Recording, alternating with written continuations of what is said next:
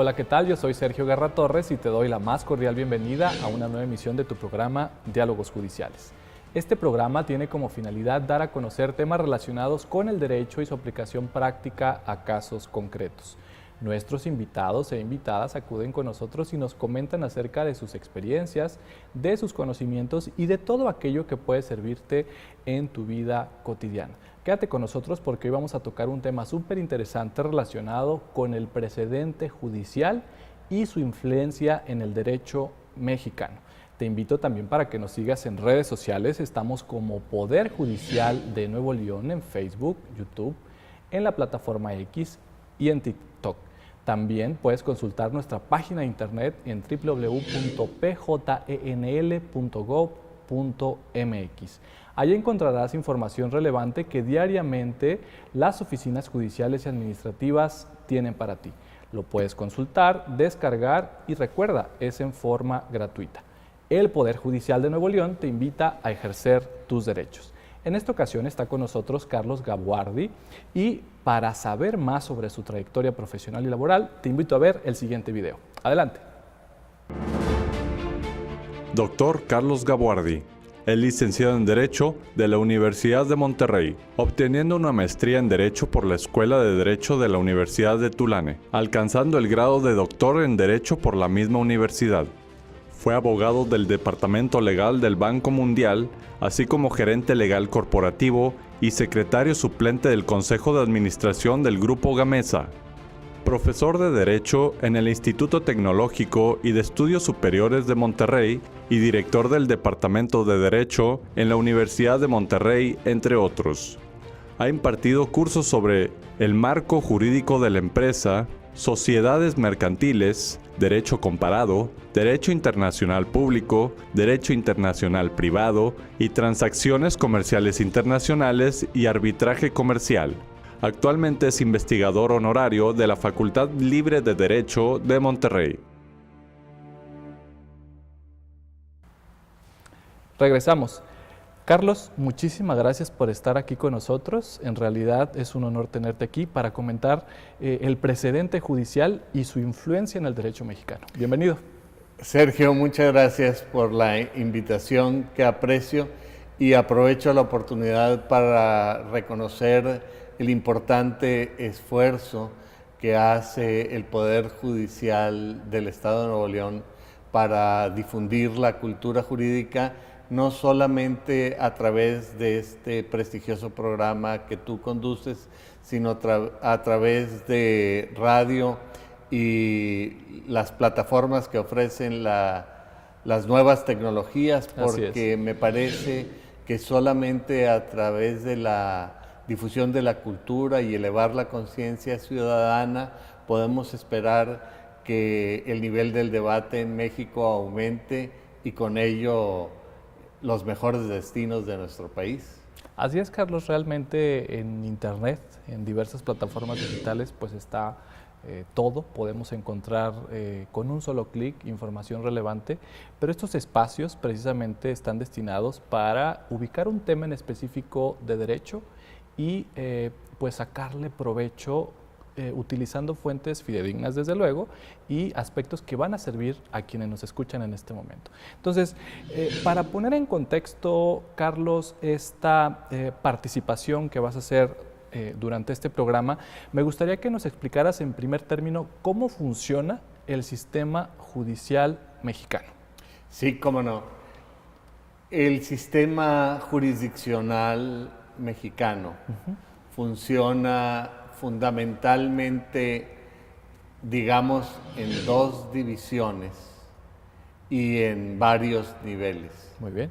Desde el punto de vista formal, desde luego el Poder Judicial Federal, que conoce de todo tipo de asuntos, principalmente, muy principalmente, el juicio de amparo, pero también otras materias, incluyendo juicios de orden federal, y también los poderes judiciales de los estados, que atienden cuestiones que por su naturaleza la Federación ha reservado a los estados y que son los que están más cerca de los problemas cotidianos de la mayoría de la población.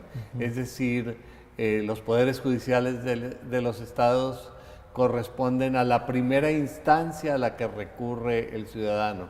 Pero por otra parte, desde un punto de vista informal, hay muchas áreas de la jurisdicción que no las lleva a cabo formalmente el Poder Judicial ni federal ni de los estados, como son el caso de los tribunales administrativos, de la materia fiscal, etcétera, aunque en última instancia todo puede terminar en el Poder Judicial Federal, principalmente a través del juicio de amparo.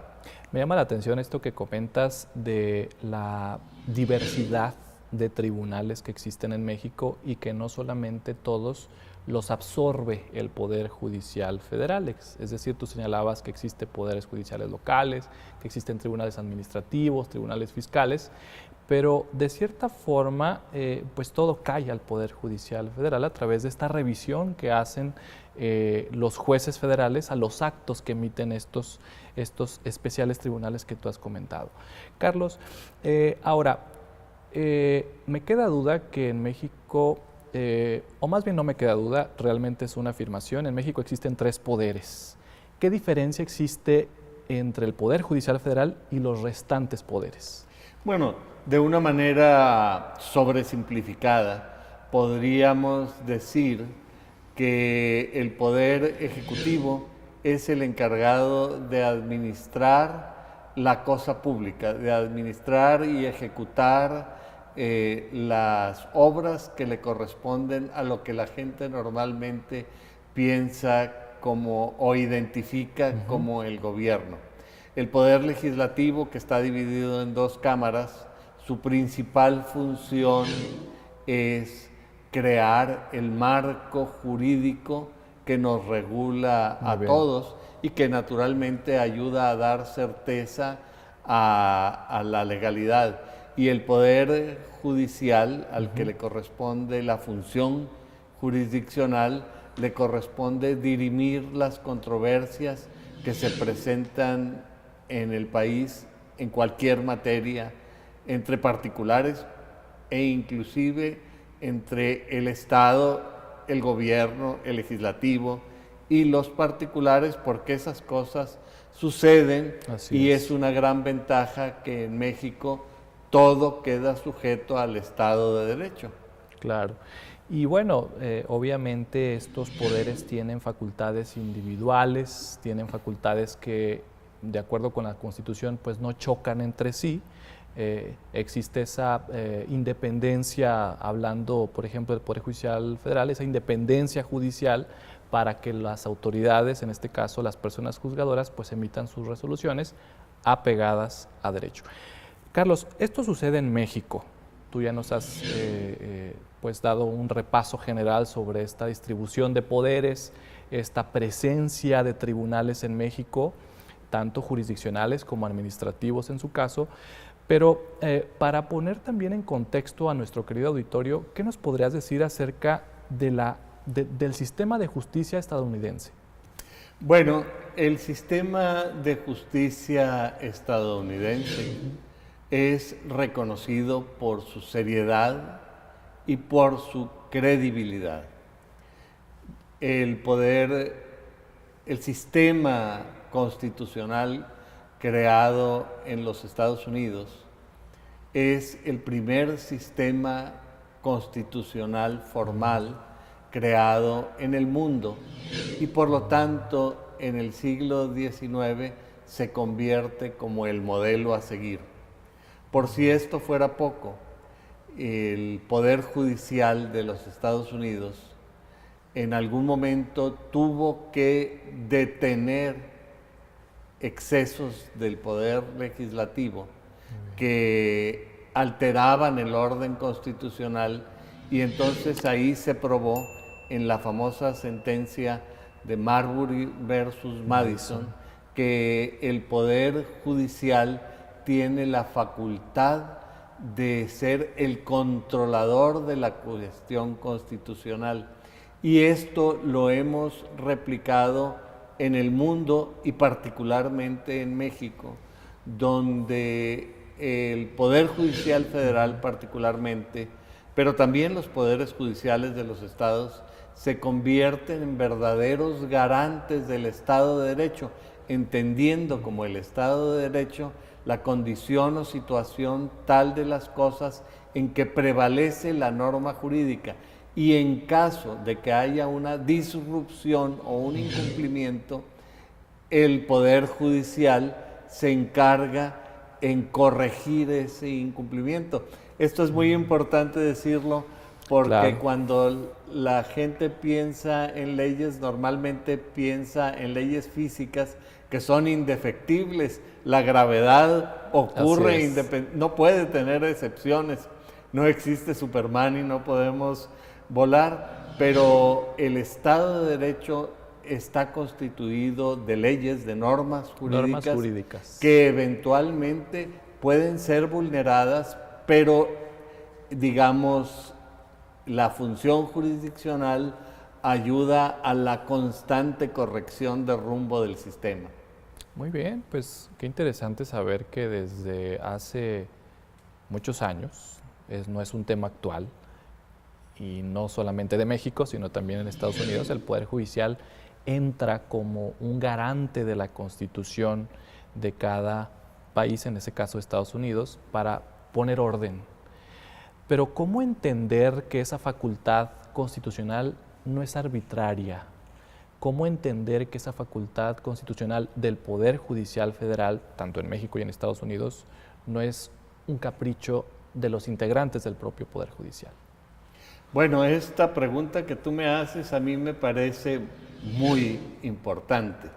Y esto se refiere a las garantías constitucionales de la estricta observancia de la ley, que para los juzgadores aterriza particularmente, y para todas las autoridades en general, pero ahorita estamos hablando de la función jurisdiccional, aterriza en el deber jurídico de fundamentar y motivar sus decisiones. Así es. Que quiere decir que tienen que encontrar el numerito, el artículo específico de determinada ley que le da las facultades para hacer o no hacer tal cosa, y luego además tiene que justificar de manera racional y con una argumentación suficiente el por qué considera que esa disposición en la que se fundamenta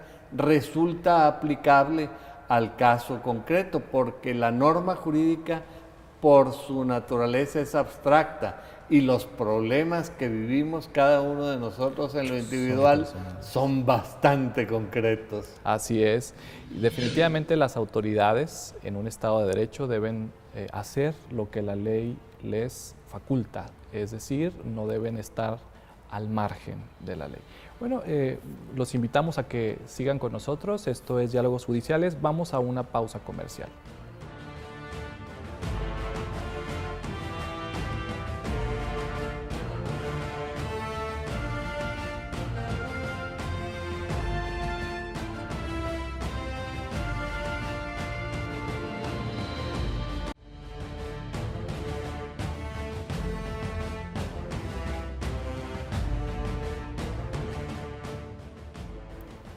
Regresamos a Diálogos Judiciales. Recuerda, estamos transmitiendo por la señal de Canal 28.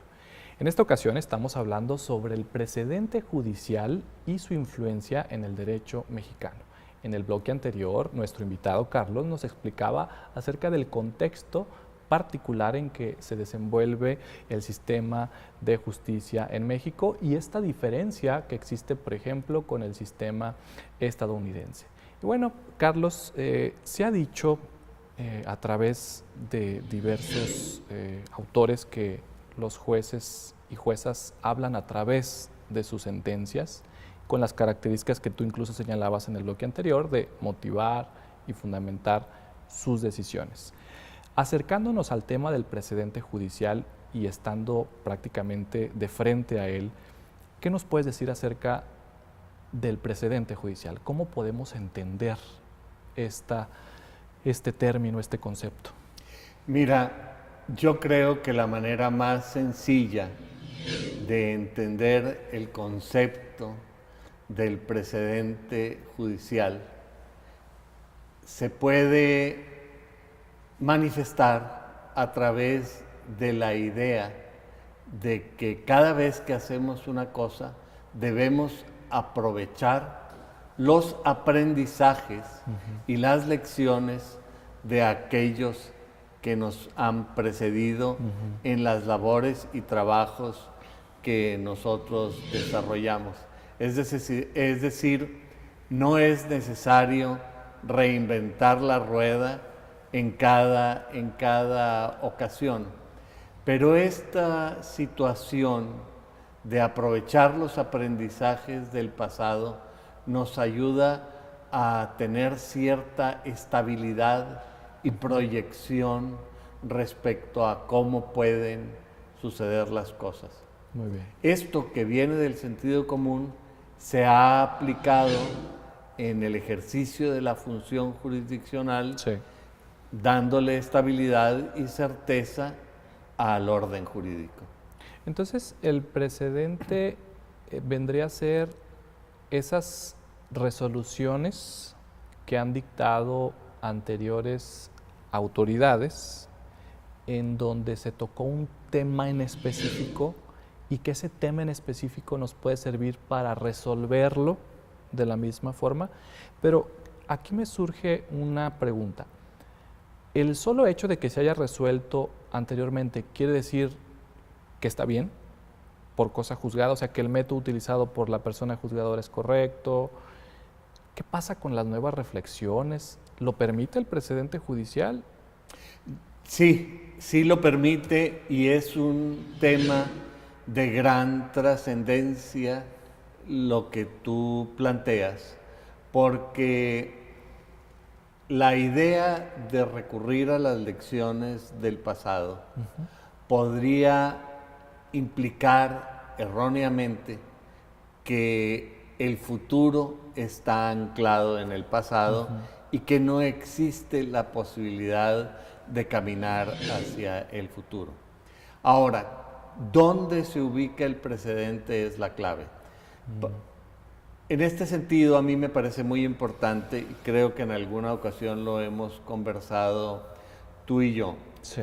que la idea, la noción del precedente está íntimamente ligada a una técnica de cómo se deben redactar, enfocar y leer las sentencias judiciales. Claro. En este sentido, a mí me parece que es muy importante determinar que la resolución de una sentencia no es el precedente, porque una resolución es una norma jurídica individualizada que se refiere a un problema concreto con unas particularidades únicas e irrepetibles, porque cada persona somos únicas e irrepetibles y los problemas que tenemos también son únicos e irrepetibles. Y sobre todo el aspecto temporal de la... El aspecto temporal y el aspecto circunstancial.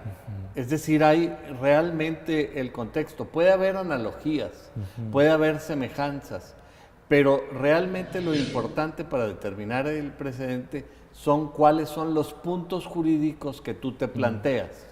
Y esos eventualmente tienen un nivel de abstracción menor, aunque no llegan al nivel de abstracción de la norma jurídica. Eso es lo que constituye el precedente. Es decir, cuando a ti te plantean una pregunta, tú tienes que dar una respuesta. Esa respuesta es a la que en el derecho angloamericano se llama holding, y sobre eso es lo que se constituye el precedente, es decir, aquello que respondió la autoridad judicial en ejercicio de su jurisdicción. Ahora, para avanzar hay una técnica, que es la técnica de las diferenciaciones.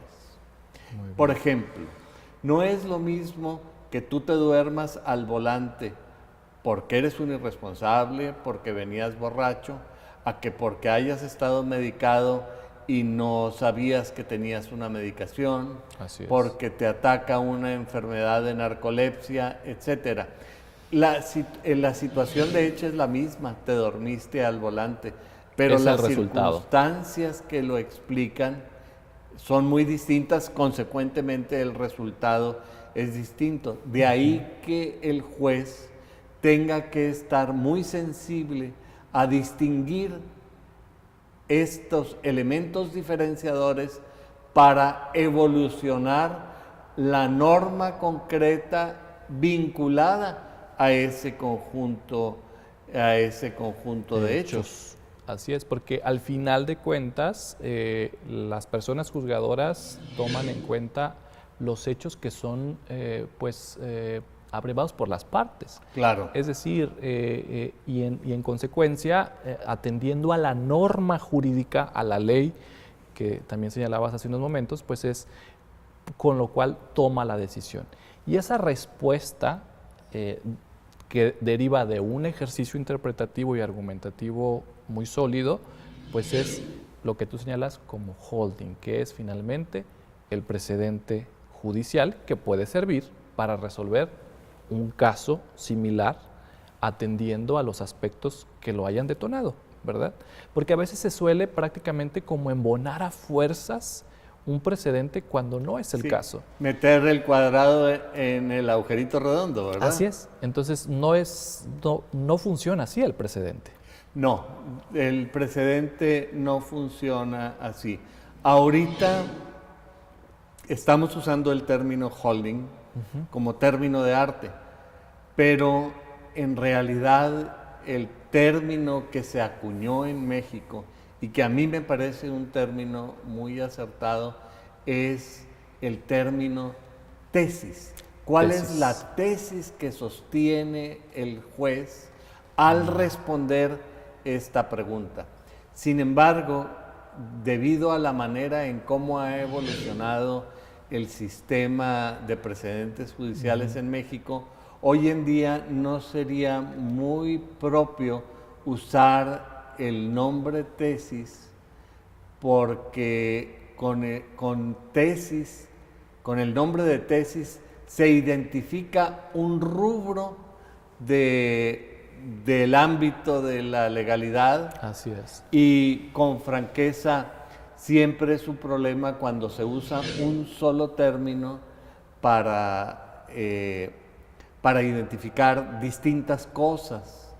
Y tú sabes que en materia jurídica la terminología es muy importante, muy técnica, porque es la punta del iceberg de una realidad subyacente mucho más profunda.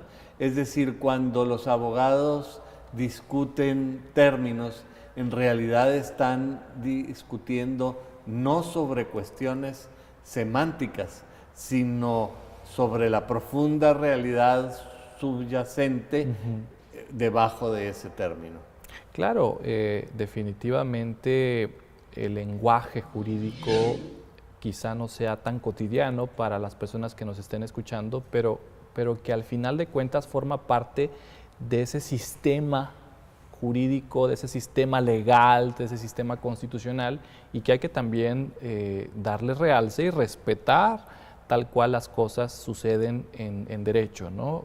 Obviamente teniendo en cuenta este acceso del lenguaje ciudadano, este aspecto de darse a entender, porque quizá para algunas personas no les resulte tan comprensible algunas cuestiones que pues para nosotros como abogados sí lo son. Y bueno, acercándonos a estos temas de legalidad, ¿qué nos puedes decir acerca de las novedades legislativas que se han presentado en México derivadas de estos temas del precedente judicial? Sí. Antes de entrar a las novedades legislativas, yo quisiera referirme a un tema que tú trataste y que me parece de suma importancia. Sí, claro. El derecho y la jurisdicción están muy cerca de la gente. Y las personas con frecuencia piensan que para entender el mundo del derecho, el mundo de la abogacía, el mundo de los tribunales, es suficiente saber leer y escribir, cuando en realidad esta es una disciplina con una cosmología propia, con una epistemología propia. Y este mismo fenómeno que ocurre en el derecho ocurre con otras disciplinas como la medicina. Que es muy delicado, por ejemplo. Que es muy delicado, ocurre con las ingenierías, ocurre con casi todas las ciencias. Yo diría, me atrevería a decir con todas las ciencias. Entonces, pensar que el hecho de que usamos el idioma para expresarnos y que nuestra herramienta de trabajo es el idioma, puede prestarse a gran confusión. Claro. Y es muy importante que la gente sepa que necesita a un abogado o a un consejero que lo introduzca a este mundo que es propio y diferente, ya que un error en el uso de un término te puede llevar a consecuencias verdaderamente catastróficas. Tú, Sí, claro. cuando estás con un médico, no necesariamente te das cuenta de esta situación, pero cuando tú sufres la pérdida de la patria potestad de un hijo, cuando pierdes un bien, cuando pierdes un derecho, cuando pierdes tu libertad, Así es. Entonces es una manera muy dura de aprender que no se trataba de un lenguaje ordinario con el que era suficiente saber leer y escribir. Así es que yo creo que es muy importante recurrir a los abogados, aunque se han dado pasos muy importantes por parte del Poder Judicial, y tú eres parte de esto, en donde los jueces ahora han tomado la modalidad de dictar versiones simplificadas de las sentencias para hacerlas más accesibles a los justiciables. Me parece muy importante. No sé si me excedí con la explicación porque me parece quisiera muy bien entrar a los aspectos legislativos. Sí, claro, me parece súper interesante lo que comentas porque desde luego las personas que nos están escuchando quizá no les resulte tan ordinario lo que estamos comentando, pero al final forma parte de estos temas del derecho que a ustedes les puede servir para recuperar su patrimonio, para recuperar su libertad y para estar al tanto de esas relaciones familiares que se dan día a día. Carlos, dejamos para el siguiente bloque esta pregunta que te hice respecto a las novedades legislativas en el tema del precedente judicial. Quédense con nosotros, esto es Diálogos Judiciales.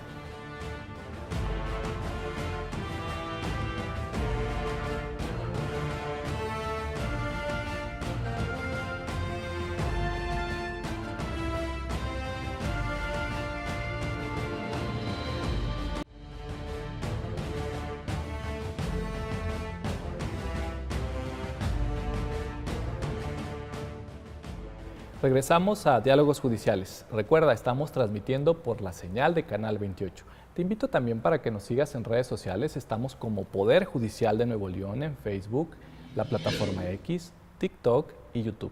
Nos puedes seguir de igual forma en Instagram y en la página de internet www.pjnl.gov.mx. Ahí encontrarás información relevante que diariamente las oficinas judiciales y administrativas tienen para ti. En esta ocasión, y continuando con este tema, el precedente judicial y su influencia en el sistema jurídico mexicano, pues está con nosotros Carlos Gabuardi y él nos ha prácticamente llevado de la mano para entenderlo. En principio, ese contexto general de lo que sucede en México con el sistema jurisdiccional. Y bueno, ahora, Carlos, estamos de frente con esto que tenemos ahora, esta legislación que tenemos ahora sobre el precedente judicial. ¿Qué nos puedes decir sobre los inicios de lo que finalmente el legislativo hizo? Mira, a mí me parece que es muy importante entender qué es lo que hizo el legislativo y entender cuál es su trascendencia. Y yo agregaría otro tema, que la vinculación ciudadana con estas realidades es muy importante, no solamente desde la perspectiva de tratar de resolver problemas concretos, aunque ayuda, sino también se desarrolla una conciencia ciudadana que es muy importante porque los destinos de México y de nuestro país dependen justamente de esa conciencia ciudadana. Mucho se comenta que ya no existe el curso de civismo en las primarias y secundarias, pero eso no nos exime de la responsabilidad de estar atentos de qué es lo que sucede a nuestro alrededor. A mí me parece que esto es muy importante. Bajo esta óptica, la reforma última más trascendente en materia de precedentes judiciales ocurrió en el año de 2020, cuando el entonces presidente de la Suprema Corte de Justicia de la Nación, Arturo Saldívar Lelo de la Rea, envió una iniciativa para modificar el sistema de precedentes. Quizá el planteamiento general de que resultó a través de esta reforma amerite muchas consideraciones, algunas muy críticas. Pero a mí me parece que es muy importante leer la iniciativa que se envió al Congreso. Sí. Y sobre todo entender que esta iniciativa se preparó en el seno de la Suprema Corte, porque es la iniciativa de ley que yo he visto con una actitud ultra crítica, una crítica constructiva, sí, pero a veces lastimosa, con respecto al rol del Poder Judicial. En México el Poder Judicial Federal ha sido muy autocrítico. Inclusive si tú visitas las instalaciones de la Suprema Corte de Justicia de la Nación, los murales son impresionantes y no son precisamente alabanzas a la magnificencia de los jueces, sino son como clavos y dardos hacia sus errores, ¿verdad? Los murales de Cauduro, etcétera. Y bueno, todas estas cuestiones se plantean y con esta base y a través de estas reflexiones, que me parece muy importante hacerlo, es el proceso de reflexión, incluso de reflexión crítica, debe ser constante en nuestro desarrollo. Y en esa iniciativa de Saldívar se plantea la necesidad de que las decisiones de la Suprema Corte sigan el modelo de precedentes que sigue en la Corte de los Estados Unidos. Ellos lo plantean como si fuera la última novedad, el último grito de la moda, pero no es así, porque el sistema de precedentes en México se incorporó oficialmente a mediados del siglo XIX, cuando era presidente de la Suprema Corte de Justicia de la Nación Benito Juárez, y cuando en la entonces hermana República de Yucatán, que sí era un país independiente, que fue un país independiente en varias ocasiones, se gestó la ley de amparo que después México hizo suya y ahora la considera como el milagro mexicano. Como el milagro mexicano, cuando no es un milagro mexicano, es una institución extranjera que México adopta para sí. A partir de esto, creo que se establece por imitación extralógica o quizá por imitación consciente el sistema de precedentes, pero se aculturiza a la realidad mexicana. Esto no es un malinchismo. Cuando uno trata de mejorar sus propias instituciones, siempre voltea a ver aquellos que han logrado niveles de excelencia. Así es. Y los Estados Unidos era el modelo a seguir en muchos aspectos, creo que sigue siendo un modelo a seguir, pero también hay que ver los problemas que ellos tienen. Sobre todo su contexto político, su contexto económico, obviamente es distinto al mexicano. Pero Carlos, en este sentido, el sistema de precedentes no llegó en 2021. Ya veníamos transitando, como tú señalas, desde cuando era presidente Benito Juárez, con un sistema de precedentes. Entonces, exactamente, ¿qué se innovó a partir de 2020, con esta reforma de la que tú nos has hecho mención en estos momentos? Sí, el sistema de precedentes con el que había funcionado, con el que sigue funcionando el Poder Judicial Federal y que muchos estados de la República, incluyendo Nuevo León, han adoptado, es un sistema de precedente por reiteración. Y en un momento determinado ha tenido muchas bondades. Sí. El tema con el precedente único, tal como lo ha establecido esta reforma y como lo ha querido adoptar la Suprema Corte de Justicia de la Nación, es que por un lado no hubo una vacatio legis suficiente como para que los operadores de la jurisdicción, los jueces, secretarios, etcétera, pudieran entrenarse a cómo manejar el nuevo modelo y aplicar esta técnica que yo te menciono sobre cómo se debe analizar una sentencia. Y no porque no hubiera los elementos en México, porque aquí en la Universidad de Nuevo León, en el año de 1955, se escribió un libro que debería ser clásico en la historia procesal, en el derecho procesal, que es la correlación entre la acción y la sentencia, por el profesor en ese entonces, magistrado de circuito en ese entonces, José Ramón Palacios Vargas, quien después llegara a ser ministro de la Suprema Corte de Justicia de la Nación.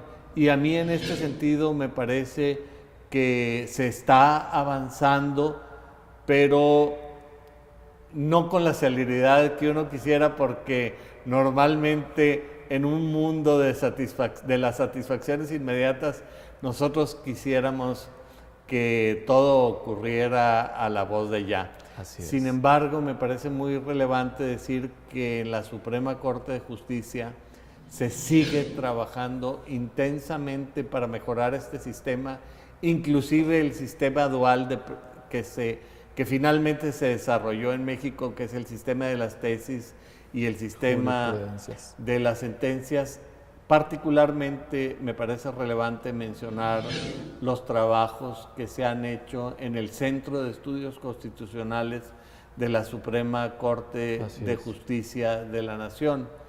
Entonces yo creo que vamos caminando bien, pero siempre hay que mantener una actitud crítica, siempre hay que ver las cosas que se pueden mejorar y hay que comentarlas, porque bueno, a veces en la operación uno se vuelve ciego a esas deficiencias y todos tenemos una función, inclusive la academia y la doctrina debe apuntar, poner las banderillas donde haya que ponerlas, ¿no? Sí, claro, porque hay veces que no solamente como servidores públicos o ejerciendo cualquier profesión hacemos las cosas en automático. Entonces hay que repensar esa labor y me parece que la Suprema Corte de Justicia de la Nación, pues en una forma autocrítica, elaboró esta iniciativa de reforma que desde luego invitamos a nuestro auditorio para leer y entender cómo es que actualmente tenemos este sistema de precedentes. Y pareciera un contrasentido señalar que esta iniciativa de reforma surgió desde sede judicial y que en sede judicial todavía no estamos preparados. Entonces pareciera que es de un grupo cerrado esta iniciativa, pareciera que este grupo de ilustrados quizá pues se sacaron algo de la manga para finalmente expedir esta ley. Pero bueno, de otra forma, también está esa visión legislativa, ¿no? Y creo que también ahí es cuestión de comentario esta habilidad legislativa para pues, leer lo que finalmente dice la legislación sobre el precedente. Bueno, yo me atrevería a decir, y tú me puedes dar la opinión en contrario, porque tú tienes la experiencia del operador de la jurisdicción, pero normalmente el que está metido por requerimientos laborales al 100% en la función jurisdiccional y por realidades de la vida al 150% de su capacidad, es muy difícil que se ponga a revisar, a pensar. Excepcionalmente hay gente que escribe como Palacios Vargas y sobre todo con esa calidad.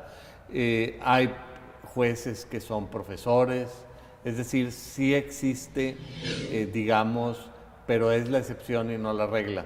Entonces es necesario que la observación crítica y las mejoras, es mi opinión, vengan de estos grupos de expertos que en mi opinión deberían oír a los jueces. Particularmente, fíjate, hay una experiencia que a mí me parece muy relevante. En el estado de Coahuila, el Poder Judicial del Estado hizo un ejercicio de oír a los jueces y de concebir reformas en materia procesal y en materia sustantiva a partir de la opinión de los jueces y todo esto, que me parece que es un ejercicio bastante excepcional. Sin embargo, se toparon con la problemática de la reforma constitucional que sacó de la esfera de influencia de los estados la materia procesal, y bueno, pues es una gran tristeza que como los diputados no habían ni siquiera leído las reformas que aprobaron, la Suprema Corte de Justicia les tuvo que decir, pues lo sentimos mucho, porque no sé si se acuerdan que hace 3 meses aprobaron una reforma en donde ustedes perdieron la facultad para hacer eso. A mí me parece que es muy importante fortalecer el federalismo y fortalecer el federalismo judicial y tomar la cosa constitucional más en serio. Pero para esto es necesario que la ciudadanía se involucre y haga valer sus derechos. Así es, desde luego los tribunales en México están dispuestos para pues, recibir estas solicitudes que las personas diariamente tienen en su vida cotidiana. Bueno, Carlos, vamos a una pausa y regresamos para hablar sobre más temas del precedente judicial. Esto es Diálogos Judiciales, en un momento regresamos.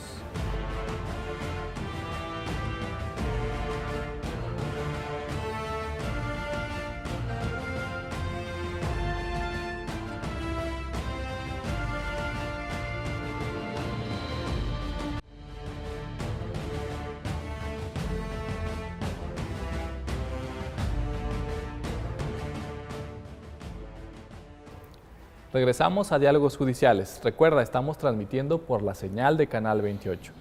En esta ocasión, Carlos Gabuardi nos ha estado explicando cómo influye el precedente judicial en el sistema jurídico mexicano.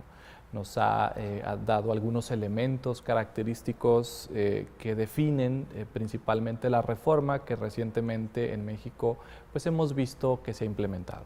Entonces, dando seguimiento a estos comentarios, Carlos, de lo que tenemos actualmente en la ley sobre el precedente judicial, ¿qué nos puedes decir acerca de esas implicaciones que trae esta reforma, o incluso ya no se puede decir esta reforma, sino esta ley que actualmente nos rige? Sí, mira, en primer lugar, esto tiene muchas implicaciones, pero no es posible ver el sistema de precedentes sin entenderlo en el conjunto de qué es lo que ha estado ocurriendo en México realmente desde principios del siglo XXI. Me refiero, México se incorpora con gran intensidad a el respeto y la promoción de los derechos humanos. Esto realmente viene a consagrar algo que siempre debería haber sucedido. Es decir, que el orden jurídico debe girar a través del concepto y de la realidad efectiva del reconocimiento de la dignidad de la persona humana. Claro. Esto, en este sentido, la conciencia de los operadores de la jurisdicción, de los jueces, francamente y claramente hablando, ha transformado, en mi opinión, la vida de México. Claro. Por la importancia de estas decisiones. Que si todas las decisiones son buenas, pues sería tanto como decir que estas decisiones son hechas por personas perfectas. Todo es perfectible, todo es un proceso constante de correcciones. Así es.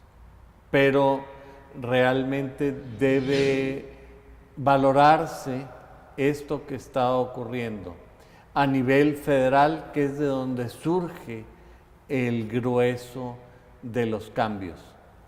Pero este reconocimiento de la importancia del precedente ha venido a aterrizarse en los poderes judiciales de los estados. No quiere decir que con anterioridad no hubiera estados que no tuvieran un sistema de precedentes. Sí lo había, pero era realmente por excepción.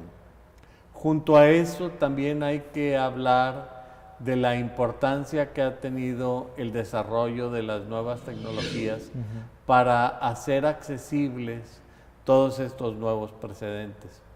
Por ejemplo, yo te mencionaba que en México existe un sistema dual con respecto al tema de los precedentes judiciales. Sí. El sistema de las tesis, pero también el sistema de las sentencias. Aunque aparentemente las tesis no deberían ser una fuente formal de derecho, pues en realidad hay que reconocer la realidad. Cuando los abogados, cuando los jueces quieren volver a ver qué es lo que dicen los tribunales, no buscan en las sentencias, no leen 15 o 20 sentencias para resolver un caso concreto. Van a la tesis. Van a las tesis de manera muy concreta. Y en este sentido, me parece que se ha avanzado de manera significativa. Claro.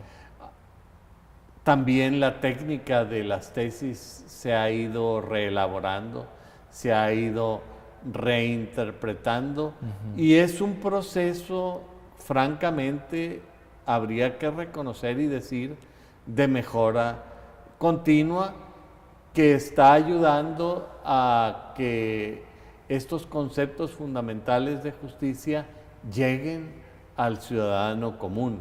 Siempre uno quisiera más, ¿verdad? Siempre vamos a encontrar un nivel de insatisfacción, pero si uno compara lo que ocurre hoy con lo que ocurría hace 30 o 50 años, pues sí, el contraste nos diría que hemos mejorado y que vamos avanzando. Claro, Carlos, y me parece también importante señalarle a nuestro auditorio que el hecho que estemos hablando de precedentes, de tesis, de jurisprudencia, implica que de momento la Suprema Corte de Justicia de la Nación se reúna en pleno y diga: hoy vamos a hacer una jurisprudencia para condonar impuestos, hoy vamos a hacer una jurisprudencia para dar tales apoyos económicos a tal persona. No funciona así. Realmente la Suprema Corte de Justicia de la Nación y los tribunales federales y diversos que existen en el país, pues funcionan a través de los propios asuntos que las partes llevan a los tribunales. Y esos pronunciamientos que vemos en prensa incluso de que la Corte dijo que una persona puede obtener este beneficio, la Corte dijo esto, bueno, eso lo hace no en forma arbitraria, sino porque derivan de un juicio que llevó una persona, de un procedimiento que llevó una persona, de todas las materias, no solamente penal, familiar, mercantil, sino de todas las materias, ¿no? Porque finalmente esto tiene un origen. Caso contrario sucede con los legisladores, que ellos sí tienen esa labor que tú nos explicabas al inicio de este programa, de elaborar leyes que quizá vayan a un determinado punto. Pero también si se quieren brincar la cerca, el Poder Judicial los debe contener. Así es. Y si alguna autoridad se quiere sentir dueña del changarro y siente que es el dueño del tendajo, pues no. En México nadie está por encima de la ley.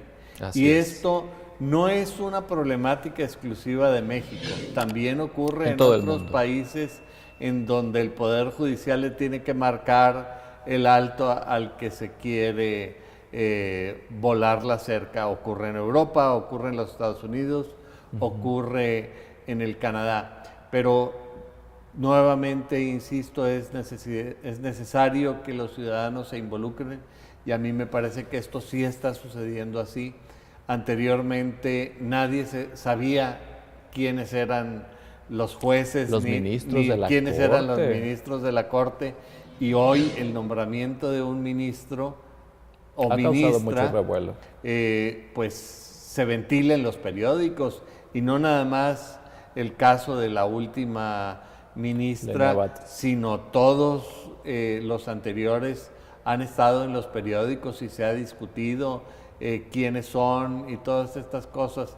Que se cometen errores que a lo mejor no son los que nosotros querríamos, bueno, pues ese es el proceso y la importancia de la opinión ciudadana que debe estar ahí como acicate, y no debemos permitir que los legisladores sigan aprobando leyes hasta con faltas de ortografía, porque eso fue lo que les mandaron de la oficina de no sé quién, sino que tenemos que también lograr un acercamiento entre el ciudadano y el legislador, claro, porque el legislador tiene que tomar conciencia de que tiene una responsabilidad directa e inmediata con el ciudadano que lo elige.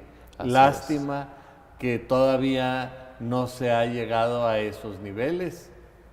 Y bueno, creo que a nuestro auditorio le debe quedar claro eso, ¿no? Que el Poder Judicial, no solamente en Nuevo León, el Poder Judicial de diversas entidades federativas, así como el federal, pues tiene esa labor, ¿no? De derribar esas barreras que se dan entre las otras autoridades para precisamente consolidar el acceso a la justicia y dignificar a la persona que pues busca justicia a través de diversos procedimientos que quizás sean muy formalistas, que quizás sean inentendibles para las personas, pero que están personas capacitadas para ello, como los abogados y abogadas, que estoy seguro pueden encontrar prácticamente a la vuelta de la esquina, ¿no? Tampoco entendemos cómo funciona un iPhone, bueno, pero lo usamos así es, con mucha frecuencia. Este es el mismo caso, y hay que reconocer que, por ejemplo, en Nuevo León se ha avanzado también muchísimo en esto. Tenemos un poder judicial con instalaciones muy dignas, con procedimientos muy dignos, que está en constante formación, me consta, y además tenemos procedimientos de control de constitucionalidad interno. Es decir, hay que anunciarle al público no solamente que existen cosas en las que podemos ser severamente críticos, sino que estamos mejorando y que tenemos cosas por avanzar. Así es. Carlos, y bueno, pues prácticamente en todo el programa hablamos sobre precedentes, sobre jurisprudencia, sobre tesis, pero ¿qué nos puedes decir acerca de dónde ubicarlas? donde las personas que nos están escuchando pueden decir, bueno, pues a ver, ¿dónde las encuentro? ¿Cada cuándo se publican? ¿Dónde las consigo? Bueno, pues hoy en día la ventana al mundo es la Internet.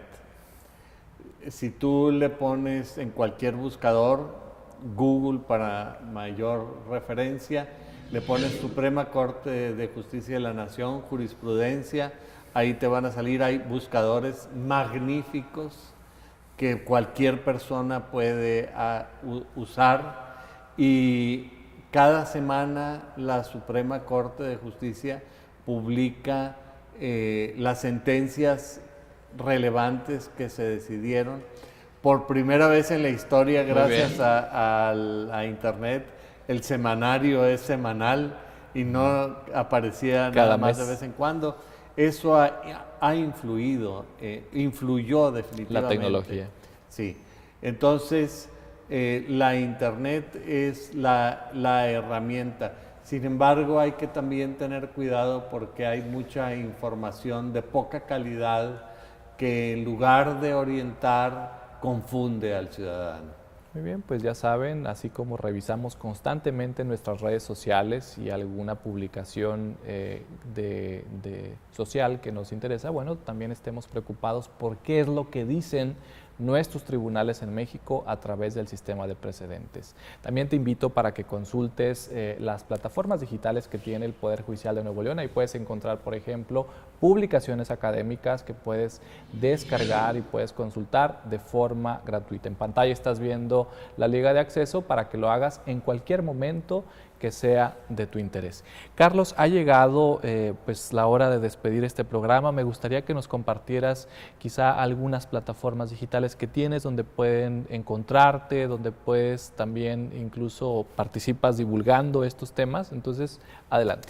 Bueno, para mí me gustaría compartirles y me gustaría invitarlos para que visiten mi programa que se llama El Mundo del Derecho y el Derecho en el Mundo.